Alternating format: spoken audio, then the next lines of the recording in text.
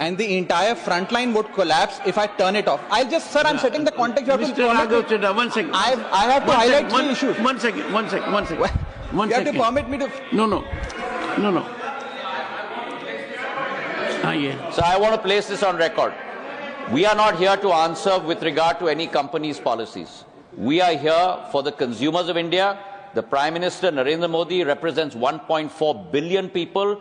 India, which is a power, economic and a political power across the world today. We are not here to answer for any particular company. Honorable member. Please let me finish. I think I will have to give a different nomenclature to my dear friend Jairam Ramesh, being savior of everyone, beyond his party also. Jairamji, Raghav Chadha is effectively energized to handle his affairs and does not need such kind of support, even on parliamentary platform. Raghavji, above all, I need your support and your patronage, sir. I need your protection. This morning you raised a 267 in absentia. Yes. I did not reveal this subject to the House. Let me do it now. Please do, sir. You are very severely obsessed with this issue of what Trump is doing or someone else is doing. The minister has categorically stated, ask your second supplementary, which is little Indianized. Sir, I am severely obsessed with anything that hurts the Indian interest and particularly the Indian economic interest. And that is what brings me to this House. And I will continue to passionately raise every issue that hurts my country. Raise it. Sir, my question, if you would have heard my question, you would have understood that it is only and only about India. The second worrying incident after Elon Musk's threat to the Ukrainian army, which I wanted to raise, was that about 4 months ago, there was a big drug burst in Andaman where about 6,000 kgs of synthetic drugs were recovered, and it was discovered that a Myanmar-based smuggler was using Starlink satellite internet for navigation. When the Indian government, sir, let me finish, when the Indian government sought the ownership of the devices and the usage of its device, Starlink refused the Indian government, saying we will not provide you with this data, citing some data privacy laws. My question through you to the Honourable Minister is that what is the government's plan to address such resistance from Starlink, and how are we going to address this issue of potential misuse of satellite internet spectrum that we are likely to give, particularly Starlink? One second. Honourable members, one second. Honourable members, I would appreciate members to be extremely vigilant with answers. When this point was asked in an earlier question, in a pointed manner, the Honourable Minister declared in categorical terms, in this country, in no part of this country this happens. Categorically. No, he said, the minister did not confine to Manipur. The minister said, on every inch of this country, there can be no such incursion, and there has been no incursion. How many times you would want him to reiterate? Come on, Honourable Minister. Let us be vigilant for every reply.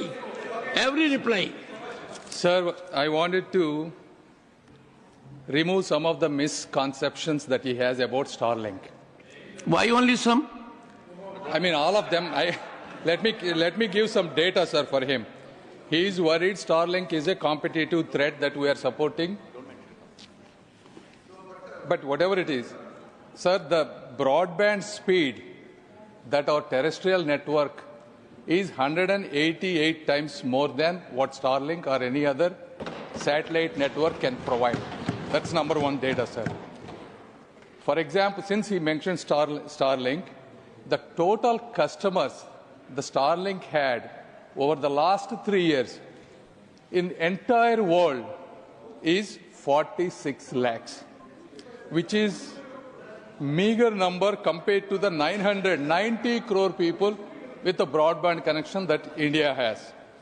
And Starlink provides main competition to the fixed broadband, sir. that our customers are almost 4.5 crores, which is 10 times more than the entire worldwide population or the services that a Starlink provides. That's number one. So their reach is much lower than any of our networks. Number two, I think, Honorable Minister. so let me be very clear, because I think it's important in the garb of trying to score a political point. Mr. Raghav Chadha is trying to stoke fear in the minds of all of us in this House, as well as in the country at large. So I would like to put him at rest, and through that also inform our citizens of what the safeguards that we are going to put in place. His pointed reference has to do with security, not necessarily with the market size, not necessarily with the number of customers that they can serve, any satellite company. Again, I want to mention here very categorically that I am not here representing or answering for any company. I am company agnostic. I am citizen-centric. And therefore, with regard to that, Government of India, the Home Minister sitting with me, we have put together a very strict security protocol to ensure the security concerns of our citizens with regard to any SATCOM provider. And let me mention the 6 steps that we have taken. The first, the service provider has to, mandatory, establish an Earth Station gateway in India for each satellite network. So the gateway has to be on our soil. Goes back to the point that the chairman of the House has said, on Indian soil, not external abroad. Second, the operation, maintenance and control and monitoring center of that gateway also has to be on Indian soil. It cannot be anywhere else but on Indian soil. Third, sir, all originating and terminating traffic for Indian customers, 1.4 billion of us, shall pass through that gateway which is located in India, on Indian soil. And that is mandatory. And such traffic will not be routed through any gateway outside Indian shores. That's point number 3. Point number 4, adequate monitoring facility will also be made available by the service provider at the gateway to monitor all traffic for security concerns originating from India or coming into Indian soil from a security perspective. And finally, sir, the service provider shall ensure, and that goes to the first part of the question that Honourable MP has raised, that any user terminal, any single user terminal registered in the gateway of any other country, so the point that you mentioned, whether it is in Myanmar or Timbuktu for that matter, any user terminal registered in the gateway of any other country has to be mandatorily registered with the Indian gateway when operating from Indian territory. Indian satellite network cannot be accessible to any user terminal from outside our country.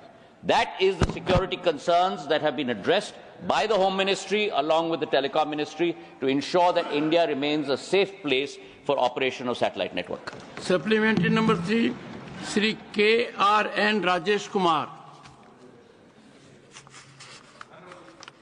Sir, the main question asked by our friend Raghav Chadha. It is, I understand that technology is now new technology, SATCOM. It is direct to device. But my worries about in tribal and remote area, the BSNL establishing the tower. The private network operator, they are paying the installation charge and using the BSNL tower. But in my area, in tribal area, that hills area, the BSNL established the construction tower. Only the BSNL only put the transmitter. The private network operator, they are not putting the transmitter. So the tribal area, the tribal people, they are not get the good communication. In this, that the latest technology, they asking the Raghav Chadha and the concerned minister, they are explained that is the direct-to-device. This is a satellite communication to direct-to-device. First, the government initiate like these technologies, like this latest technology in tribal area and hills area and the remote area, because the network operators, their aims are under only the revenue. So in remote area, they are not getting the tower signal, and communication system is very poor, because Honorable Chairman sir, Chairman sir, nowadays all are in online system. That employment opportunities and education opportunities online. The database is very important. So I ask the minister to where the latest technology. First, you started in the tribal and remote area, hills area. Thank you, sir. Honorable Minister. So I would like to thank the Honorable MP, because I think in his introductory statement, he has made a very strong case for the provision of satellite communication in our country. Where there is no OFC fiber, sir, where you cannot put up towers, and not necessarily in tribal areas, but more so in hilly areas and mountainous regions, satellite is the only option. I would like to inform him as well on the first part of his question, that Prime Minister Narendra Modi has been very clear in his articulation that we now must not look at necessarily more schemes, but look at 100% saturation of the schemes that we have. And with that in mind, we will achieve 100% saturation of telecom connectivity through mobile in India. Let me just inform the honourable member. BSNL alone has had the responsibility of 20,279 towers through 4 schemes, including the left-wing extremism area, tribal areas, aspirational districts, of which 10,448 towers have been put up in a period of just 18 months. 52% of the work has been done in exactly 18 months. As far as the private sector telecom service providers are concerned, they have been tasked with putting up 8,206 towers, of which they have put up 6,893 towers. 84% of the task has also been done. So we are expanding very rapidly. Close to about 45,000 crores of Government of India have been given through the Digital Bharat Nidhi to provide communication to every single citizen in our country. The second point that he has made, he is very, very right, sir, that direct-to-device is the new technology. But direct-to-device is only today, at this point of time, limited to voice provision, to message provision. And I'm very happy through you, sir, to inform this House and through the House, our citizens at large, that the